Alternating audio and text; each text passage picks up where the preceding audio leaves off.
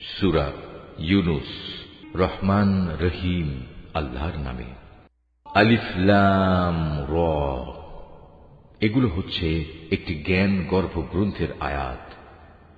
মানুষের কাছে এটা কি আসলেই একটা আশ্চর্যের বিষয় যে আমি তাদের মধ্যে থেকে তাদেরই মতো একজন মানুষের কাছে ওহী পাঠিয়েছি, যেন সে মানুষকে তাদের জাহান্নাম সম্পর্কে সাবধান করে দিতে পারে।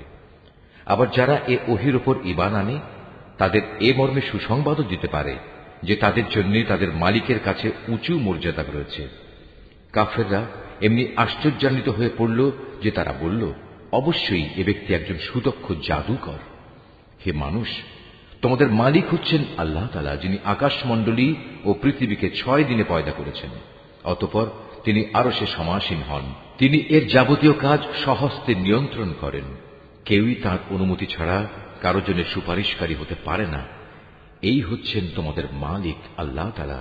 অতএব তোমরা তাঁরই ইবাদত করো। তোমরা কি আসল কথা অনুধাবন করবে না?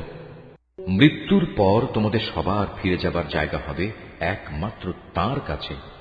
সেখানে গিয়ে তোমরা আল্লাহ তাআলা সকল প্রতিশ্রুতি সত্য পাবে। তিনি এ সৃষ্টির অস্তিত্ব দান করেন।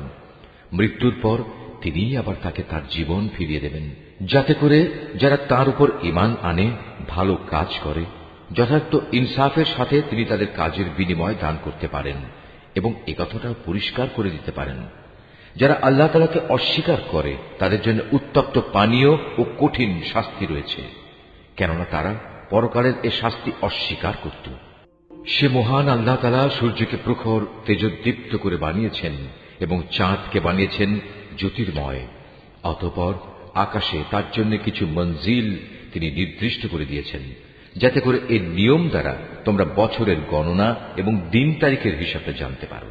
আসলে আল্লাহ তাআলা যে এসব কিছু পয়দা করে রেখেছেন তার কোনোটাই তিনি নিরর্থক করেননি। যারা সৃষ্টি রহস্য সম্পর্কে জানতে চায় তাদের জন্য আল্লাহ তাআলা তার নিদর্শন খুলে খুলে বর্ণনা করেন। অবশ্যই দিন ও রাতের পরিবর্তনে এবং আল্লাহ তাআলা যা কিছু এ আসমান সমূহ ও জমিনের মাঝে পয়দা করেছেন তার প্রতিটি জিনিসের মাঝে পরেজগার লোকদের জন্য আল্লাহ তাআলাকে চেনার নিদর্শন রয়েছে। মানুষের মাঝে যারা মৃত্যুর পর আমার সাথে সাক্ষাতের প্রত্যাশী নয়, যারা এ পার্থিব জীবন নিয়েই সন্তুষ্ট এবং এখানকার সবকিছু নিয়েই পরিতৃপ্ত, সর্বোপরি যারা আমার সৃষ্টি বৈচিত্র্যের নিদর্শন সমূহ থেকে গাফেল থাকে, তারাই হচ্ছে সেসব লোক যাদের নিশ্চিত ঠিকানা হবে জাহান্নামের আগুন। এ হচ্ছে তাদের সে কর্মফল যা তারা দুনিয়ার জীবনে অর্জন করেছে। অপরদিকে যারা আল্লাহ তাআলার উপর ঈমান এনেছে এবং নেক কাজ করেছে, তাদের মালিক তাদের এ ঈমানের কারণেই তাদের সঠিক পথ দেখাবেন। তাদের তলদেশ দিয়ে অসংখ্য নিয়ামতে পরিপূর্ণ জান্নাতে সুপেয় ঝর্ণাধারা প্রবাহমান থাকবে। এ সময়ে তাদের মুখে একটি মাত্র ধ্বনি প্রতিধ্বনিত হতে থাকবে, হে আল্লাহ, তুমি কত মহান, কত পবিত্র। সেখানে তাদের পারস্পরিক অভিবাদন হবে সালাম, এবং তাদের শেষ কথা হবে যাবতীয় তারিফ সৃষ্টিকুলের মালিক আল্লাহ তাআলার জন্য। ভেবে দেখো, আল্লাহ তাআলা যদি মানুষের জন্য তাদের অন্যায় কাজকর্মের শাস্তি দিতে গিয়ে অকল্যাণকে ত্বরান্বিত করতেন, যেভাবে মানুষ নিজেদের কল্যাণ ত্বরান্বিত করতে চায়, তাহলে তাদের অবকাশ দেওয়ার এই সুযোগ কবেই শেষ হয়ে যেত। কিন্তু আল্লাহ তাআলা তাদের ঢিল দিয়ে রেখেছেন। অতঃপর যারা আমার সাথে সাক্ষাতের আশা করে না, আমি তাদের নাফরমানির জন্য তাদের উদ্ভ্রান্তের মতো ঘুরে বেড়াতে দিই। মানুষকে যখন কোনো দুঃখ দৈন্য স্পর্শ করে, তখন সে বসে শুয়ে দাঁড়িয়ে সর্বাবস্থায় আমাকেই ডাকে। অতঃপর আমি যখন তার দুঃখ কষ্ট তার কাছ থেকে সরিয়ে নিয়ে যাই, তখন সে এমনই বেপরোয়া হয়ে চলতে শুরু করে, তাকে যে একসময় দুঃখ কষ্ট স্পর্শ করেছিল মনে হয় তা দূর করার জন্য আমাকে সে কখনো ডাকেইনি। এভাবেই যারা বারবার সীমা লঙ্ঘন করে তাদের জন্য তাদের কাজকর্ম শোভনীয় করে দেয়া হয়েছে। তোমাদের আগে অনেক কয়েকটি মানব গোষ্ঠীকে আমি ধ্বংস করে দিয়েছি যখন তারা জুলুম করতে শুরু করেছিল, অথচ তাদের কাছে আমার সুস্পষ্ট নিদর্শন সহ তাদের রাসূলরা এসেছিল, কিন্তু তারা কোনো রকমেই ঈমান আনল না। এভাবেই ধ্বংসের মাধ্যমে আমি নাফরমান জাতিদের তাদের জুলুমের প্রতিফল দিয়ে থাকি। অতঃপর আমি এ জমিনে তাদের জায়গায় তোমাদের খলিফা করে পাঠিয়েছি। আমি দেখতে চাই তোমরা আমার সাথে কি ধরনের আচরণ করো।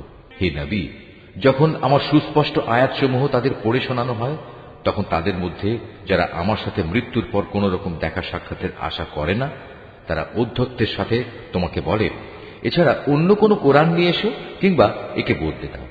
তুমি এদের বলো, আমার নিজের এমন কোনো ক্ষমতাই নেই যে আমি একে বদলে দেব। আমি তো তাই অনুসরণ করি যা আমার উপর ওহী আসে। আমি যদি আমার মালিকের কোন রকম নাফরমানি করি, তাহলে আমি একটি মহা দিবসের কঠিন শাস্তির ভয় করি। তাদের তুমি এও বলো, আল্লাহ তাআলা না চাইলে আমি তোমাদের কাছে এ কোরআন তো পাঠই করতাম না। আমি তো এ গ্রন্থ সম্পর্কে তোমাদের কোনো কিছু জানাতামই না। কিন্তু আমি তো এর আগেও তোমাদের মাঝে অনেকগুলো বয়স কাটিয়ে এসেছি, তোমরা কি বুঝতে পারছো না? অতঃপর বলো, তার চাইতে বড় জালেম আর কে হতে পারে যে আল্লাহ তাআলার উপর মিথ্যা আরোপ করে কিংবা তার আয়াত অস্বীকার করে? এ ধরনের নাফরমান লোকেরা কখনোই সফল কাম হয় না। এই মূর্খ লোকেরা আল্লাহ তাআলাকে বাদ দিয়ে এমন কিছুর উপাসনা করে যা তাদের কোন রকম ক্ষতি করতে পারে না, আবার তা তাদের কোন রকম উপকারও করতে পারে না। তারা বলে, এগুলো হচ্ছে আল্লাহ তাআলার কাছে আমাদের সুপারিশকারী। তুমি এ মুশরিকদের বলো, তোমরা কি আল্লাহ তাআলাকে এমন কোন কিছুর খবর দিতে চাও যা তিনি আসমান সমূহের মাঝে অবহিত নন এবং জমিনের মাঝেও নন? তিনি পাক, পবিত্র এবং মহান। তারা যে শিরক করে তিনি তার চাইতে অনেক ঊর্ধ্বে। মূলত মানুষ ছিল একই জাতি, অতঃপর তারা তাদের মাঝে মতবিরোধ সৃষ্টি করেছে। তোমার মালিকের পক্ষ থেকে তাদের শাস্তির মুহূর্তটি মৃত্যুর পরবর্তী জীবন পর্যন্ত স্থগিত করার ঘোষণা না থাকলে কবেই সে বিষয়ে ফয়সালা হয়ে যেত। আজ এ বিষয় নিয়ে তারা মতবিরোধ ঘটায়। তারা আরো বলে, তার মালিকের কাছ থেকে তার উপর কোন নিদর্শন অবতীর্ণ হয় না কেন? তুমি তাদের বলো, গায়েব সংক্রান্ত যাবতীয় জ্ঞান তো একমাত্র আল্লাহ তাআলার কাছে। অতএব আল্লাহ তাআলার সে গায়েবী ফয়সালার জন্য তোমরা অপেক্ষা করো, আর আমিও তোমাদের সাথে সেদিনের প্রতীক্ষা করছি। মানুষকে দুঃখ মুসিবত স্পর্শ করার পর যখন আমি তাদের কিছুটা করুণার স্বাদ ভোগ করাই, তখন সাথে সাথেই তারা আমার রহমতের নিদর্শন সমূহের সাথে চালাকি শুরু করে দেয়। হে নবী, তুমি বলো, কলা কৌশলে আল্লাহ তাআলা সবার চাইতে বেশি তৎপর। অবশ্যই আমার ফেরেশতারা তোমাদের যাবতীয় কলা কৌশলের কথা তোমাদের আমল নামায় লিখে রাখে। তিনি মহান আল্লাহ তাআলা, যিনি তোমাদের জলে স্থলে ভ্রমণ করান। এমনকি তোমরা যখন নৌকায় আরোহণ করো এবং এই নৌকাগুলো যখন তাদের নিয়ে অনুকূল আবহাওয়ায় চলতে থাকে, তখন নৌকার আরোহীরা এতে ভীষণ আনন্দিত হয়। হঠাৎ এই নৌকাগুলো এক সময় ঝড়বাহী বাতাসের কবলে পড়ে এবং চারদিক থেকে তাদের উপর ঢেউ আসতে থাকে এবং তারা মনে করে এবার সত্যি এ বাতাস ও ঢেউ দ্বারা তারা পরিবেষ্টিত হয়ে গেছে। তারা একান্ত নিষ্ঠাবান বান্দা হয়ে আল্লাহ তাআলাকে এই বলে ডাকতে শুরু করে, হে আল্লাহ, যদি তুমি আমাদের এই মহা দুর্যোগ থেকে বাঁচিয়ে দাও, তাহলে আমরা তোমার শুকরগুজার বান্দাদের অন্তর্ভুক্ত হয়ে যাব। অতঃপর সত্যি সত্যি যখন তিনি তাদের এই বিপর্যয় থেকে বাঁচিয়ে দেন, তখন তারা ওয়াদার কথা ভুলে সাথে সাথেই অন্যায়ভাবে জমিনে নাফরমানি শুরু করে দেয়। হে মানুষ, তোমরা শুনে রাখো, তোমাদের নাফরমানি তোমাদের নিজেদের জন্যই ক্ষতিকারক হবে। মূলত এ হচ্ছে দুনিয়ার সহায় সম্পদ। অতঃপর তোমাদের আমার কাছেই ফিরে আসতে হবে। তখন আমি তোমাদের বলে দেব দুনিয়ার জীবনে তোমরা কে কি করতে। এ পার্থিব জীবনের উদাহরণ হচ্ছে, যেমন আমি আকাশ থেকে পানি বর্ষণ করলাম, যা দ্বারা অতঃপর জমিনের গাছপালা ঘন সন্নিবিষ্ট হয়ে উদ্গত হল, যা থেকে মানুষ ও জন্তু জানোয়াররা তাদের আহার সংগ্রহ করল। এরপর একদিন যখন জমিন তার সৌন্দর্যের রূপ ধারণ করল এবং আপন সৌন্দর্যে সে শোভিত হয়ে উঠল, তখন এসব দেখে তার জমিনের মালিক মনে করল তারা বুঝি এর ফসল ভোগ করার উপর এখন সম্পূর্ণ ক্ষমতাবান হয়ে গেছে। এ সময় হঠাৎ করে রাতে কিংবা দিনে আমার আযাবের ফয়সালা তাদের উপর আপতিত হল। ফলে আমি তাদের এমন ভাবে নির্মূল করে দিলাম যেন গতকাল পর্যন্ত এখানে তার কোনো অস্তিত্বই ছিল না। এভাবেই আমি আমার আয়াতসমূহ সেসব জাতির জন্য খুলে খুলে বর্ণনা করি যারা এ সম্পর্কে চিন্তা ভাবনা করে। হে মানুষ, তোমরা এ পার্থিব জীবনের ধোকায় পড়ে আছো, অথচ আল্লাহ তাআলা তোমাদের চিরস্থায়ী এক শান্তির নিবাসের দিকে ডাকছেন। তিনি যাকে ইচ্ছা করেন তাকে সহজ সরল পথে পরিচালিত করেন। যারা ভালো কাজ করেছে যাবতীয় কল্যাণ তো থাকবে তাদের জন্যই, এবং থাকবে তার চাইতেও বেশি। সেদিন তাদের চেহারা কোনো কালিমা ও হীনতা দ্বারা আচ্ছন্ন থাকবে না। তারাই হবে জান্নাতের অধিবাসী, তারা সেখানে থাকবে চিরদিন। অপরদিকে যারা মন্দ কাজ করেছে তাদের মন্দের প্রতিফল তেমন মন্দই হবে। অপমান তাদের আচ্ছন্ন করে ফেলবে। সেদিন আল্লাহর আযাব থেকে তাদের রক্ষাকারী কেউই থাকবে না। তাদের চেহারা এমনই কালো হবে যেন রাতের অন্ধকার ছিঁড়ে তার একটি টুকরো তাদের মুখের উপর ছেয়ে দেওয়া হয়েছে। এরা হচ্ছে জাহান্নামের অধিবাসী, সেখানে তারা চিরদিন থাকবে। হে নবী, তুমি তাদের সেদিনের ব্যাপারে সাবধান করো যেদিন আমি তাদের সবাইকে আমার সামনে একত্রিত করব। অতঃপর যারা আমার সাথে শরীক করেছে তাদের আমি বলবো, তোমরা এবং যাদের তোমরা শরীক করেছ স্ব স্থানে অবস্থান করো।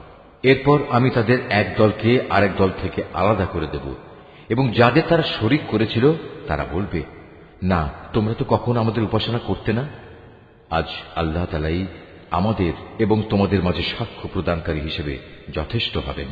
আমরা তোমাদের উপাসনার ব্যাপারে আসলেই গাফেল ছিলাম।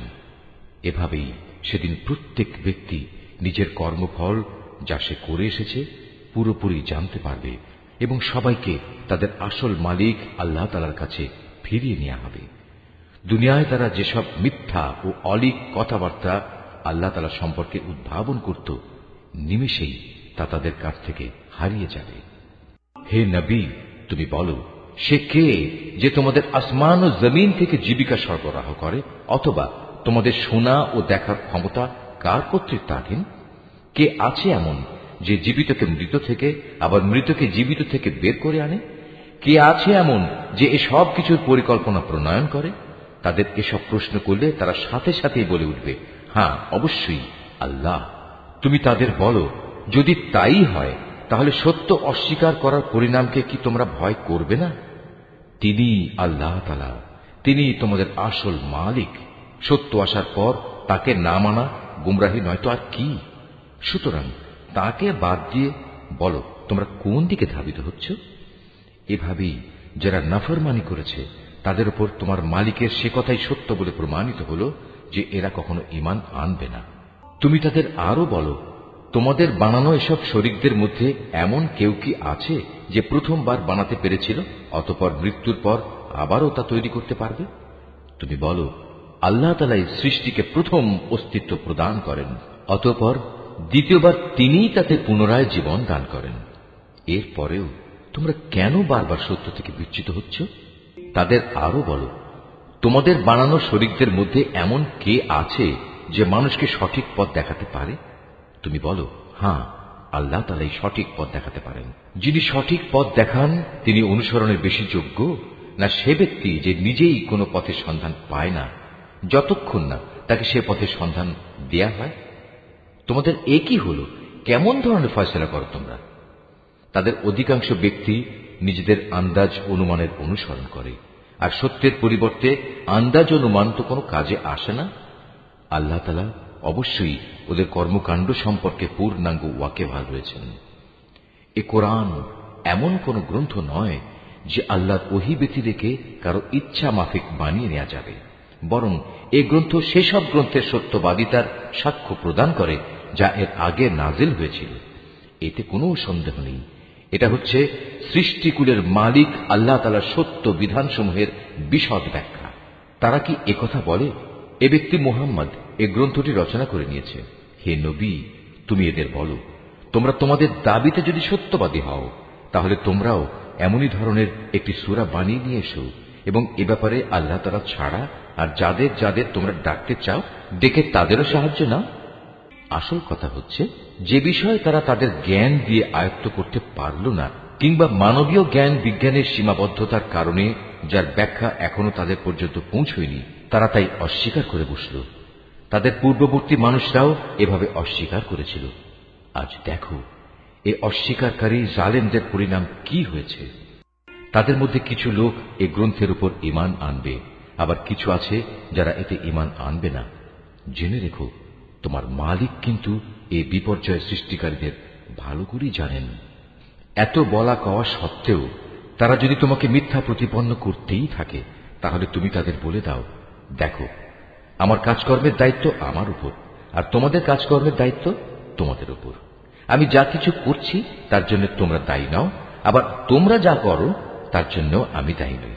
হে নবী, এদের মধ্যে কিছু লোক এমন আছে যারা তোমার দিকে কান পেতে রাখে, তুমি কি বধিরকে আল্লাহর কালাম শোনাবে, যদিও তারা এর কিছুই বুঝতে পারে না?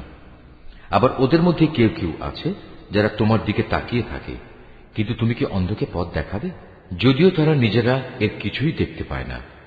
নিঃসন্দেহে আল্লাহ তাআলা মানুষের উপর কোন রকম জুলুম করেন না, বরং আল্লাহর অবাধ্য হয়ে মানুষেরা নিজেরাই নিজেদের উপর জুলুম করে। যেদিন তিনি তাদের সবাইকে একত্রিত করবেন, সেদিন তাদের মনে হবে যেন তারা দুনিয়ায় দিনের একটি ক্ষণ মাত্র কাটিয়ে এসেছে। তখন তারা একজন আরেকজনকে চিনতে পারবে। ক্ষতিগ্রস্ত হয়েছে তারা যারা আল্লাহর সামনাসামনি হওয়াকে অস্বীকার করেছিল। আসলে এই মানুষরা কখনোই হেদায়েত প্রাপ্ত ছিল না। আমি ওদের কাছে যে বিষয়ের ওয়াদা করেছি, তারা কিছু কিছু বিষয় যদি আমি তোমাকে দেখিয়ে দেই, অথবা এর আগেই যদি আমি তোমাকে দুনিয়া থেকে উঠিয়ে নেই, এই উভয় অবস্থায় তাদের আমার কাছে ফিরে আসতে হবে। অতঃপর এরা যা কিছু দুনিয়ায় করত, তার উপর আল্লাহ তাআলাই একক সাক্ষী হবেন। প্রত্যেক উম্মতের জন্যই একজন রসুল আছে। অতঃপর যখনই তাদের কাছে তাদের রসুল এসে যায়, তখন তাদের সাথে আল্লাহ তাআলা সিদ্ধান্ত করার কাজটি ইনসাফের সাথে সম্পন্ন হয়ে যায়। তাদের উপর কখনো জুলুম করা হবে না। এরা ঔদ্ধত্য দেখিয়ে বলে, হে মুসলমানরা, তোমরা যদি সত্যবাদী হও তাহলে বলো, কবে তোমাদের সে আযাবের ওয়াদা ফলবে? তুমি বলো, এটা বলা আমার বিষয় নয়। আল্লাহ তাআলা যা চান তা বেঁধে রেখে আমি তো আমার নিজস্ব ভালো মন্দের অধিকারও রাখি না। আসল কথা হচ্ছে, প্রত্যেক জাতির জন্য আযাব ও ধ্বংসের একটি দিনক্ষণ নির্দিষ্ট করা আছে। তাদের সে ক্ষণটি যখন আসবে, তখন তাদের ব্যাপারে এক মুহূর্ত কাল সময়ও দেরি করা হবে না, এবং তাদের দিনক্ষণ আগেও নিয়ে আসা হবে না। তুমি এদের আরো বলো, তোমরা কি ভেবে দেখেছ, যদি তোমাদের উপর আল্লাহর আযাব রাতে কিংবা দিনের বেলা এসে পতিত হয়, তাহলে আর কোন বিষয় নিয়ে নাফরমান লোকেরা তাড়াহুড়ো করবে বলো? অতঃপর যখন সত্যিই একদিন এ বিষয়টি ঘটবে, তখন কি তোমরা এটা বিশ্বাস করবে? তোমাদের বলা হবে, হ্যাঁ, এখন তো আযাব এসেই গেল, অথচ তোমরা এর জন্যই তাড়াহুড়ো করছিলে। অতঃপর জালেমদের বলা হবে, এবার চিরস্থায়ী জাহান্নামের আযাবের স্বাদ ভোগ করো। দুনিয়ার জীবনে তোমরা যা কিছু অর্জন করেছ, এখন তোমাদের শুধু তারই বিনিময় দেয়া হবে। হে নবী, এরা তোমার কাছে জানতে চায় আযাব সম্পর্কিত সে কথা আসলে কি ঠিক? বলো, হ্যাঁ, আমার মালিকের শপথ, এটা অমোঘ সত্য। জেনে রেখো, প্রতিশোধ নেয়ার ব্যাপারে তোমরা কোনোদিনই তাকে অক্ষম করে দিতে পারবে না। যদি প্রতিটি জালেম ব্যক্তির কাছে সেদিন জমিনের সমুদায় সম্পদ এসে জমা হয়, তাহলে সে তার সবকিছু মুক্তিপণ হিসাবে ব্যয় করে আযাব থেকে বাঁচার চেষ্টা করবে। যখন এই জালেম মানুষরা জাহান্নামের আযাব দেখবে, তখন তার মনে মনে ভারী অনুতাপ করবে, কিন্তু তখন তা কোনোই কাজে আসবে না। সম্পূর্ণ ইনসাফের সাথেই তাদের বিচার মীমাংসা সম্পন্ন হবে, এবং তাদের উপর বিন্দু মাত্র জুলুমও করা হবে না। মনে রেখো, আসমান সমূহ ও জমিনে যা কিছু আছে তা সব আল্লাহ তাআলার জন্যই। আল্লাহ তাআলা সব কয়টি ওয়াদাই সত্য, কিন্তু অধিকাংশ লোকই তা জানে না। তিনি জীবন দান করেন, তিনি মৃত্যু ঘটান, এবং মৃত্যুর পর তোমাদের সবাইকে তাঁর কাছেই ফিরে যেতে হবে। হে মানুষ, তোমাদের কাছে তোমাদের মালিকের পক্ষ থেকে নসিহত বিশিষ্ট কিতাব এসেছে। এটা মানুষের অন্তরে যেসব ব্যাধি রয়েছে তার প্রতিকার, এবং মোমেনদের জন্য হেদায়েত ও রহমত। হে নবী, তুমি বলো, মানুষের উচিত আল্লাহর এ অনুগ্রহ ও তার রহমতের কারণে আনন্দ প্রকাশ করা, কারণ তারা যা কিছু জ্ঞান ও সম্পদ জমা করেছে, এটা তার চেয়ে অনেক ভালো। তুমি এদের বলো, তোমরা কি কখনো এই কথা চিন্তা করে দেখেছ, আল্লাহ তাআলা তোমাদের জন্য যে রিজিক নাজিল করেছেন, তার মধ্যে থেকে কিছু অংশকে তোমরা হারাম আর কিছু অংশকে হালাল করে নিয়েছ। তুমি এদের আরো বলো, এসব হালাল হারামের ব্যাপারে আল্লাহ তাআলা কি তোমাদের কোনো অনুমতি দিয়েছেন, না তোমরা আল্লাহর প্রতি মিথ্যা আরোপ করছ? যারা আল্লাহর উপর মিথ্যা আরোপ করে, তাদের শেষ বিচারের দিন সম্পর্কে ধারণা কি এই, এটা কখনো আসবেই না? নিঃসন্দেহে আল্লাহ তাআলা বড় অনুগ্রহশীল, তাই তিনি তাদের অবকাশ দিয়ে রেখেছেন, কিন্তু অধিকাংশ মানুষই এজন্য আল্লাহর শুকর আদায় করে না। হে নবী, তুমি যে কাজেই থাকো না কেন, এবং সে কাজ সম্পর্কে কোরআন থেকে যা কিছু তেলাওয়াত করো না কেন, তা আমি জানি। হে মানুষরা, তোমরা যে কোনো কাজ করো, যে কোনো কাজে তোমরা প্রবৃত্ত হও না কেন, আমি তার ব্যাপারে তোমাদের উপর সাক্ষী হয়ে থাকি। তোমার মালিকের দৃষ্টি থেকে একটি অণু পরিমাণ জিনিসও গোপন থাকে না। আসমানে ও জমিনে এর চাইতে ছোট কিংবা এর চাইতে বড় কোনো কিছুই নেই যা এ সুস্পষ্ট গ্রন্থে লিপিবদ্ধ নেই। জেনে রেখো, কিয়ামতের দিন আল্লাহ তাআলার বন্ধুদের জন্য কোনো ভয় নেই। সেদিন তারা চিন্তিতও হবে না। এরা হচ্ছে সেসব লোক যারা আল্লাহর উপর ঈমান এনেছে এবং তাকে ভয় করেছে। এ ধরনের লোকদের জন্য দুনিয়ার জীবনে যেমন সুসংবাদ রয়েছে, তেমনি পরকালের জীবনেও রয়েছে সুসংবাদ। আল্লাহ তাআলার বাণীর কোন রদ বদল হয় না, আর সত্যিকার অর্থে এটা হচ্ছে মহা সাফল্য। হে নবী, তোমাকে তাদের কথা যেন কোনো দুঃখ না দেয়। নিশ্চয়ই মান ইজ্জত সবই আল্লাহ তাআলার করায়ত্তে। তিনি সব কিছু শোনেন, সব কিছু জানেন। জেনে রেখো, যা কিছু আসমানে আছে আবার যা কিছু আছে জমিনে, সবই আল্লাহর অনুগত। যারা আল্লাহ তাআলা ছাড়া কল্পিত শরীকদের ডাকে, তারা তো শুধু কিছু আন্দাজ অনুমানেরই অনুসরণ করে মাত্র। তারা মূলত মিথ্যাবাদী ছাড়া আর কিছুই নয়। হে মানুষ, তিনি মহান আল্লাহ, যিনি তোমাদের জন্য রাত বানিয়েছেন যাতে করে তোমরা তাতে বিশ্রাম গ্রহণ করতে পারো, আর দিনকে বানিয়েছেন আলোক উজ্জ্বল। অবশ্যই এতে আল্লাহ তাআলার মহত্বের অনেক নিদর্শন রয়েছে সে সম্প্রদায়ের জন্য যারা নিষ্ঠার সাথে শোনে। তারা বলে, আল্লাহ তাআলা নিজের একটি ছেলে বানিয়ে রেখেছেন, অথচ আল্লাহ তাআলা মহাপবিত্র। তিনি স্বয়ং সম্পূর্ণ অভাবমুক্ত। আকাশমণ্ডলী ও পৃথিবীতে যা কিছু আছে সবই তাঁর। তোমাদের কাছে এ দাবির পক্ষে কোনো দলিল প্রমাণও নেই। তোমরা কি আল্লাহ তাআলা সম্পর্কে এমন সব কথা বলে বেড়াচ্ছ যে বিষয়ে তোমরা কিছুই জানো না? হে নবী, তুমি বলো, যারা আল্লাহ তাআলার উপর মিথ্যা আরোপ করে তারা কখনোই সফল কাম পাবে না। এই মিথ্যাচার হচ্ছে পার্থিব জীবনের একটা সম্পদ। পরিশেষে তাদের আমার কাছেই ফিরে আসতে হবে। অতঃপর আমি তাদের কুফরি করার জন্য এক কঠোর আযাবের স্বাদ গ্রহণ করাবো।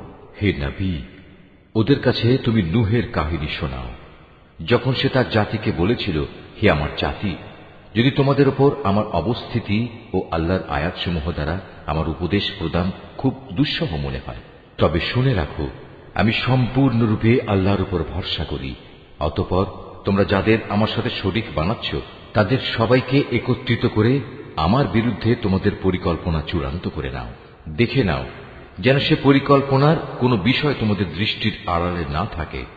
অতঃপর আমার সাথে তোমাদের যা করার তা করে ফেলো এবং আমাকে কোনো সময় তোমরা দিও না। হ্যাঁ, যদি তোমরা আমার থেকে মুখ ফিরিয়ে নাও তাহলে আমার ক্ষতি হবে না। আমি তো তোমাদের কাছ থেকে এজন্য কোনো পারিশ্রমিক দাবি করিনি। আমার পারিশ্রমিক সে তো আমার আল্লাহ তাআলার কাছে। তাঁর পক্ষ থেকেই আমাকে আদেশ দেওয়া হয়েছে আমি যেন তাঁর অনুগত বান্দাদের অন্তর্ভুক্ত হয়ে যাই। অতঃপর এত বলা কওয়া সত্ত্বেও লোকেরা তাকে মিথ্যা প্রতিপন্ন করল। তখন আমি তাকে এবং তার সাথে যারা নৌকায় আরোহী ছিল তাদের তুফান থেকে উদ্ধার করেছি, এবং যাদের বাঁচিয়ে রেখেছিলাম আমি তাদের পূর্ববর্তী লোকদের প্রতিনিধি করে বসিয়ে দিয়েছি। পরিশেষে যারা আমার নিদর্শনসমূহ অস্বীকার করেছে তাদের আমি মহা প্লাবনে ডুবিয়ে দিয়েছি। অতঃপর হে নবী, তুমি চেয়ে দেখো তাদের কি ভয়াবহ পরিণাম হয়েছে, যাদের বারবার আল্লাহর আযাবের ভয় দেখানো হয়েছে। আমি তারপর অনেক কয়েকজন রাসূলকে তাদের নিজ নিজ জাতির কাছে পাঠিয়েছি।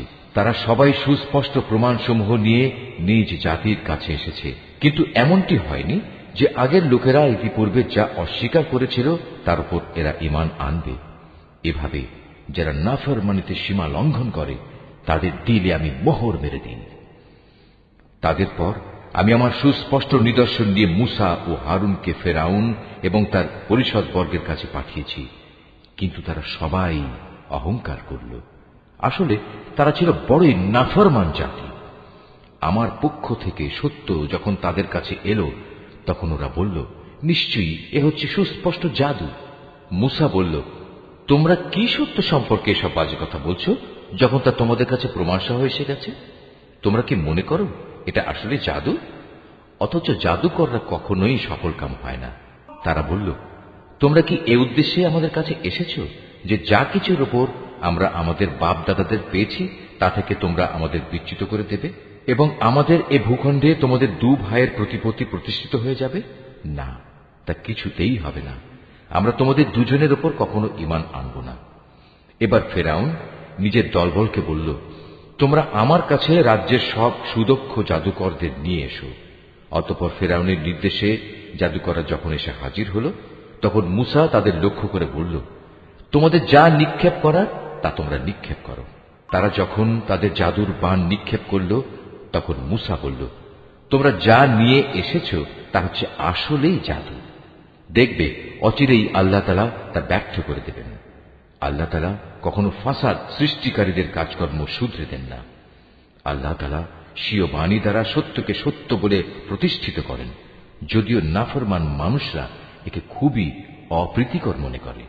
ফেরাউন ও তার পরিষদবর্গের ভয়ে মুসার উপর তার জাতির কতিপয় কিশোর যুবক ছাড়া অন্য কোন লোক ঈমান আনেনি। অবশ্যই ফেরাউন ছিল জমিনের মাঝে অহংকারী বাদশাহ এবং মারাত্মক সীমা লঙ্ঘনকারী। মুসা তার উপর যারা ঈমান এনেছে তাদের বলল, হে আমার জাতি, তোমরা যদি সত্যি মুসলমান হয়ে থাকো তাহলে অধৈর্য না হয়ে যিনি তোমাদের মালিক তোমরা তাঁর উপর ভরসা করো, যদি তোমরা আল্লাহতে আত্মসমর্পণকারী হও। মুসার কথায় অতঃপর তারা বলল, হ্যাঁ, আমরা আল্লাহর উপরই ভরসা করি এবং আমরা বলি, হে আমাদের মালিক, তুমি আমাদের জালেম সম্প্রদায়ের অত্যাচারের শিকারে পরিণত করো না এবং তোমার একান্ত রহমত দ্বারা তুমি আমাদের ফেরাউন ও তার কাফের সম্প্রদায়ের হাত থেকে মুক্তি দাও। আমি এরপর মুসা ও তার ভাই হারুনের কাছে ওহী পাঠালাম, তোমরা তোমাদের জাতির লোকদের জন্য মিশরেই ঘর বাড়ি বানাও এবং তোমাদের ঘরগুলোকে কেবলামুখী করে বানাও এবং তাতে তোমরা নামাজ প্রতিষ্ঠা করো। সর্বোপরি ঈমানদারদের মুক্তির সময় ঘনিয়ে এসেছে মর্মে সুসংবাদ দাও। মুসা আল্লাহ তাআলাকে বলল, হে আমাদের মালিক, নিঃসন্দেহে তুমি ফেরাউন ও তার মন্ত্রী পরিষদকে দুনিয়ার জীবনে সৌন্দর্যমণ্ডিত উপকরণ এবং ধন সম্পদ দান করে রেখেছ।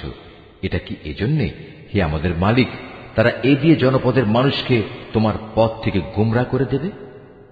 হে আমাদের মালিক, তাদের সমুদায় ধন সম্পদ বিনষ্ট করে দাও, তাদের অন্তরসমূহকে আরো শক্ত করে দাও। মূলত তারা একটা কঠিন আযাব নাজিল হতে না দেখলে কখনোই ঈমান আনবে না। আল্লাহ তাআলা বললেন, হ্যাঁ, তোমাদের উভয়ের দোয়াই কবুল করা হয়েছে।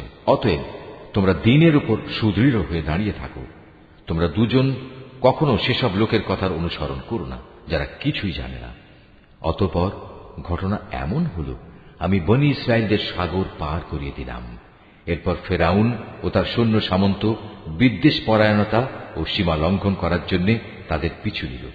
এমনকি যখন সে দলবল সহ সাগরের অথই ঢেউয়ে ডুবতে থাকল, তখন সে বলল, এখন আমি ঈমান আনলাম যে মাবুদের উপর বনী ইসরায়েল ঈমান এনেছে, তিনি ছাড়া দ্বিতীয় কোনো মাবুদ নাই, আমিও তাঁর অনুগতদের একজন। আমি বললাম, এখন ঈমান আনছো, অথচ একটু আগেই তুমি নাফরমানি করছিলে এবং জমিনে তুমি ছিলে বিপর্যয় সৃষ্টিকারীদের অন্যতম নেতা।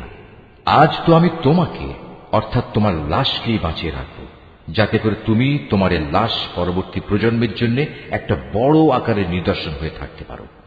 অবশ্য অধিকাংশ মানুষই আমার এসব নিদর্শন থেকে সম্পূর্ণ অজ্ঞ ও বেখবর। ফেরাউনকে ডুবিয়ে মারার পর আমি বনী ইসরায়েলের লোকদের বরকতপূর্ণ ও উৎকৃষ্ট আবাস ভূমিতে বসবাস করালাম এবং তাদের জন্য উত্তম জীবন উপকরণের ব্যবস্থা করলাম। অতঃপর তারা নিজেদের মধ্যে মতবিরোধ শুরু করে দিল। এমনকি যখন দিনের সঠিক জ্ঞান তাদের কাছে এসে পৌঁছল, তারপরেও তারা মতবিরোধ থেকে ফিরে এলো না। অবশ্যই তোমার মালিক কিয়ামতের দিন তাদের সেসব বিষয়ের ফয়সালা করে দেবেন যা নিয়ে তারা নিজেদের মাঝে বিভেদ করত। হে নবী, আজ আমি তোমার উপর যে কিতাব নাজিল করেছি তাতে বর্ণিত কোনো ঘটনার ব্যাপারে যদি তোমার মনে কোনো সন্দেহ থাকে, তাহলে সেসব লোকের কাছে এসব ঘটনা জিজ্ঞেস করো যারা তোমার আগে তাদের উপর নাজিল করা কিতাব পড়ে আসছে। অবশ্যই তোমার কাছে তোমার মালিকের কাছ থেকে সত্য এসেছে, তাই তুমি কখনো সন্দেহবাদীদের দলে শামিল হইও না। আর তুমি তাদের দলেও শামিল হইও না যারা আল্লাহর আয়াতসমূহ মিথ্যা প্রতিপন্ন করেছে। এরূপ করলে তুমি ক্ষতিগ্রস্তদের অন্তর্ভুক্ত হয়ে যাবে। হে নবী, অবশ্যই তাদের ব্যাপারে তোমার মালিকের কথা সত্য প্রমাণিত হয়ে গেছে যে তারা কখনো ঈমান আনবে না। এমনকি তাদের কাছে আল্লাহর প্রত্যেকটি নিদর্শন এসে পৌঁছলেও তারা ঈমান আনবে এমন নয়, যতক্ষণ না তারা কঠিন আযাব নিজেদের চোখে দেখতে পাবে। ইউনুস নবীর সম্প্রদায় ব্যতীত অন্য কোন জনপদ এমন ছিল না যারা এভাবে আযাব দেখে ঈমান এনেছে এবং তাদের এ ঈমান তাদের কোনো উপকার করতে পেরেছে। তারা যখন আযাব আসতে দেখে আল্লাহর উপর ঈমান আনল, তখন আমি তাদের এ পার্থিব জীবনের অপমানকর আযাব তাদের কাছ থেকে সরিয়ে নিলাম এবং তাদের আমি এক বিশেষ সময় পর্যন্ত জীবনের উপায় উপকরণ থেকে উপকৃত হতেও সুযোগ দিলাম। হে নবী, তোমার মালিক চাইলে এই জমিনে যত মানুষ আছে তারা সবাই ঈমান আনত, কিন্তু তিনি তা চাননি। তাছাড়া তুমি কি জোর জবরদস্তি করে চাইবে যে তারা সবাই মোমেন হয়ে যাক? কোন মানুষেরই এ সাধ্য নেই যে আল্লাহর অনুমতি বেঁধে রেখে সে ঈমান আনবে। যারা ঈমানের রহস্য বুঝতে পারে না, আল্লাহ তাআলা এভাবেই তাদের জীবনের উপর কুফর ও শিরকের কলুষ লাগিয়ে দেন।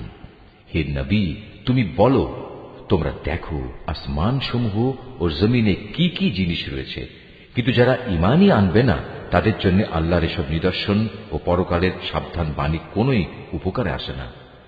তারাও কি সে ধরনের কোন দিনের অপেক্ষা করছে যে ধরনের অপমানকর দিন তাদের আগের লোকদের উপর এসেছিল?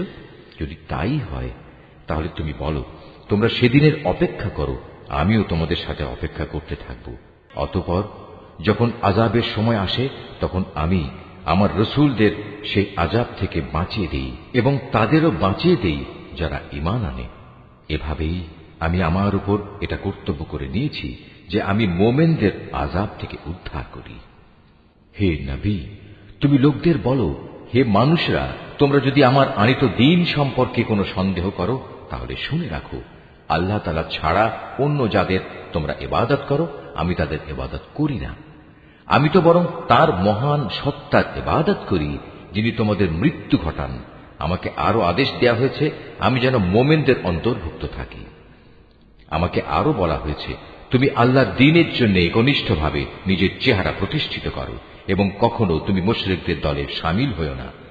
আমাকে আদেশ দেয়া হয়েছে, তুমি কখনো আল্লাহ তাআলাকে বাদ দিয়ে এমন কাউকে ডেকো না যে তোমার কোনো কল্যাণ যেমন করতে পারে না তেমনি তোমার কোনো অকল্যাণও সে করতে পারে না। এ সত্ত্বেও যদি তুমি অন্যথা করো তাহলে তুমি অবশ্যই জালেমদের মধ্যে গণ্য হবে। যদি আল্লাহ তাআলা তোমাদের কোনো দুঃখ কষ্ট দেন তাহলে তিনি ছাড়া অন্য কেউই নেই তা দূরীভূত করার। আবার তিনি যদি মেহেরবানি করে তোমার কোনো কল্যাণ চান তাহলে তার সে অনুগ্রহ রদ করারও কেউ নেই। তিনি তার বান্দাদের যাকে চান তাকেই কল্যাণ পৌঁছান। আল্লাহ তাআলা বড়ই ক্ষমাশীল ও পরম দয়ালু। হে নবী, তুমি বলো, হে মানুষ, তোমাদের কাছে তোমাদের মালিকের পক্ষ থেকে সত্য দ্বীন এসেছে। অতএব যে হেদায়েতের পথ অবলম্বন করবে সে তো তার নিজের ভালোর জন্যই হেদায়েতের পথে চলবে, আর যে গোমরা থেকে যাবে সে তো গুমরাহির উপর চলার কারণেই গোমরা হয়ে যাবে। আমি তো তোমাদের উপর কর্মবিধায়ক নই যে জোর করে তোমাদের গুমরাহি থেকে বের করে আনব। হে নবী, তোমার উপর যে হেদায়েত নাজিল করা হয়েছে তুমি তার অনুসরণ করো এবং ধৈর্য ধারণ করো যে পর্যন্ত আল্লাহর পক্ষ থেকে কোনো ফয়সালা না আসে, কেননা তিনিই হচ্ছেন সর্বোত্তম ফয়সালাকারী।